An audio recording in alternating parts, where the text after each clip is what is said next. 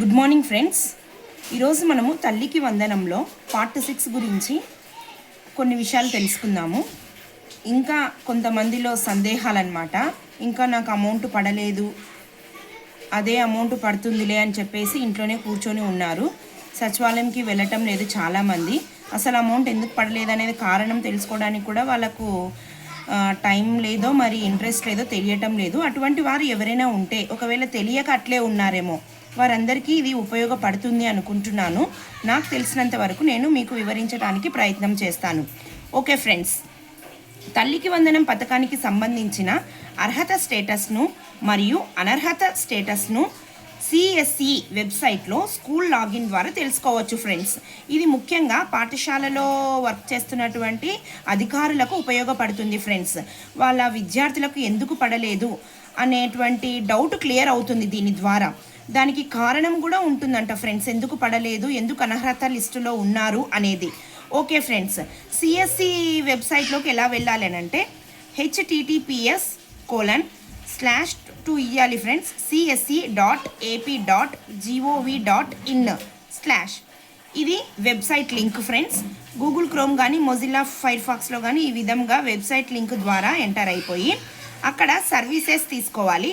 తర్వాత student search అని ఉంటుంది, అది తీసుకొని అక్కడ సెర్చ్ దగ్గర చైల్డ్ ఐడి ద్వారా కానీ, అంటే స్టూడెంట్కి ఒక ఐడి ఉంటుంది, ఆ ఐడి ద్వారా కానీ, స్టూడెంట్ ఆధార్ నంబర్ ద్వారా కానీ మనము ఎంటర్ అయిపోయి తల్లికి వందనం స్టేటస్ దగ్గర క్లిక్ చేస్తే అక్కడ స్టూడెంట్కి అమౌంట్ ఎందుకు పడలేదు దానికి కారణం కూడా ఉంటుందని చెప్పేసి ప్రభుత్వము ఇచ్చిన ఇన్ఫర్మేషన్ మీకు తెలియజేస్తున్నాను ఫ్రెండ్స్. ఇది ఒకటి నోట్ చేసుకోండి. స్కూల్లో కూడా తెలుసుకోవచ్చు అంతే, ఎందుకు అమౌంట్ పడలేదు అనేది. ఓకే ఫ్రెండ్స్, నెక్స్ట్, అంగన్వాడీ నుండి కొత్తగా 1వ తరగతి వెళ్ళే పిల్లలు మరియు 10వ తరగతి పూర్తయ్యి కొత్తగా ఇంటర్ చదివే పిల్లల పేర్లు ప్రస్తుత అర్హత జాబితాలో కనపడవు. ఇది నేను ఇంతకుముందే చెప్పాను, మళ్ళీ చెప్తున్నాను. అంగన్వాడీ నుండి పిండిబడి ఉంటారు కదా ఫ్రెండ్స్, అంగన్వాడీ నుండి కొత్తగా 1వ తరగతికి జాయిన్ అయిన పిల్లలకు మరియు 10వ తరగతి పూర్తయిపోయి కొత్తగా ఇంటర్ ఫస్ట్ ఇయర్ 11వ తరగతికి జాయిన్ అయిన పిల్లల పేర్లు మాత్రం అర్హత జాబితాలో ఉండవు. ఎందుకు ఉండవంటే ఈ నెల 21వ తారీఖు నుండి 26వ తారీఖు వరకు వీరి పేర్లు నమోదు చేయబడతాయి అన్నమాట, కొత్త పిల్లల పేర్లు. తర్వాత ఈ నెల 30వ తారీఖు ఎలిజిబుల్ లిస్ట్లో వస్తాయి పేర్లు. సచివాలయంకు వెళ్ళి మీరు కనుక్కోవచ్చు 30వ తారీఖు వెళ్ళి. ఓకే ఫ్రెండ్స్, వీళ్ళకు మాత్రం అమౌంట్ జూలై 5 తర్వాత క్రెడిట్ అవుతుందని ప్రభుత్వం వెల్లడించింది ఫ్రెండ్స్. ఇది ఒకటి గుర్తుపెట్టుకోండి. నెక్స్ట్, సరే, తల్లికి వందనం 2025 షెడ్యూల్ ఏమంటే జూన్ 16 నుంచి 20 వరకు అర్జీలు పెట్టుకోవాలి. అర్జీలు అంటే తెలుసు కదా ఫ్రెండ్స్, ఇప్పుడు నాకు అమౌంట్ పడలేదని చెప్పేసి సచివాలయాలకు వస్తున్నారు. అటువంటి వారు 16వ తేదీ నుంచి 20వ తేదీ వరకు మాత్రమే మీరు కంప్లైంట్ రేజ్ చేయగలుగుతారు, కంప్లైంట్ పెట్టగలుగుతారు. 20 తర్వాత లేదు ఫ్రెండ్స్, ఇది గుర్తుపెట్టుకోండి. అమౌంట్ పడలేదని ఊరికే ఉండకుండా దయచేసి సచివాలయంకి వెళ్ళి అర్జీ పెట్టుకోండి ఫ్రెండ్స్.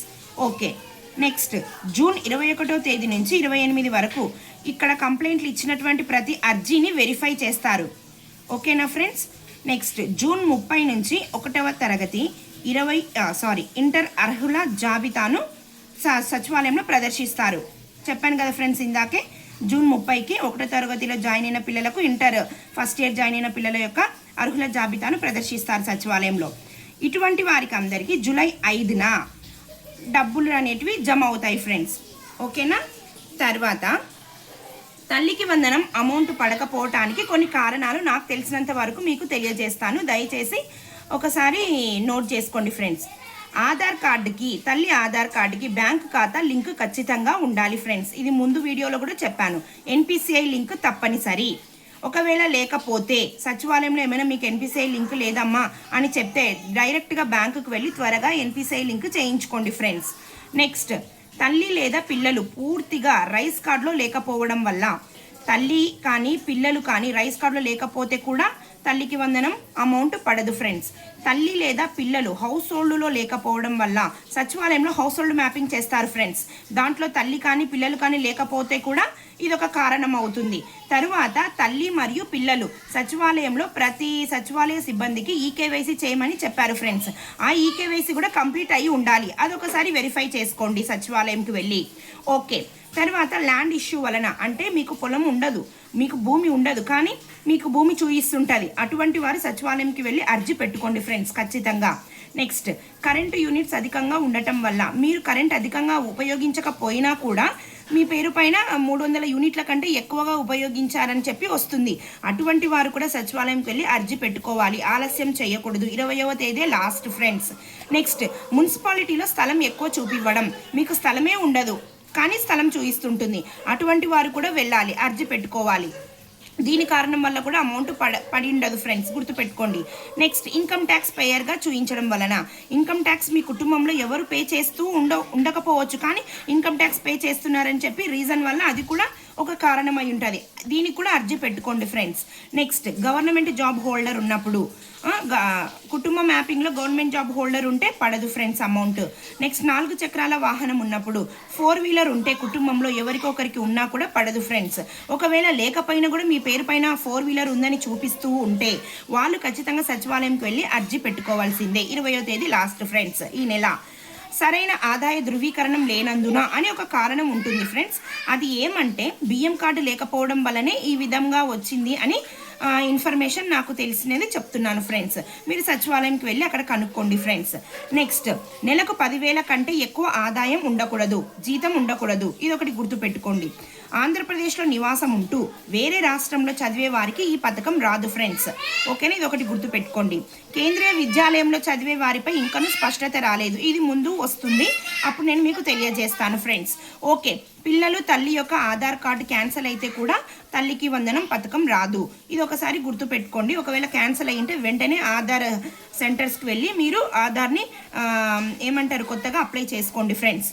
ఓకే, ఇప్పుడు అర్జీ పెట్టుకోండి. ఈ నెల 20వ తేదీ లాస్ట్ అని చెప్తున్నాను. సరే, అర్జీకి కావలసినటువంటి వివరాలు ఏమి కావాలంటే తల్లి ఆధార్ కార్డ్ నంబర్ ఖచ్చితంగా చెప్పాలి సచివాలయంకి వెళ్ళి, తర్వాత రైస్ కార్డు నంబర్ చెప్పాలి, తర్వాత పిల్లల ఆధార్ కార్డులు కూడా తీసుకొని వెళ్ళి వారి యొక్క నేమ్స్ అక్కడ ఉన్నట్లు చెప్పాలి. నెక్స్ట్, మొబైల్ నంబర్ ఖచ్చితంగా ఉండాలి. నెక్స్ట్, పిల్లల చైల్డ్ ఐడి స్కూల్లో ఇస్తారు ఫ్రెండ్స్, ఇది కూడా రాసుకొని వెళ్ళాలి.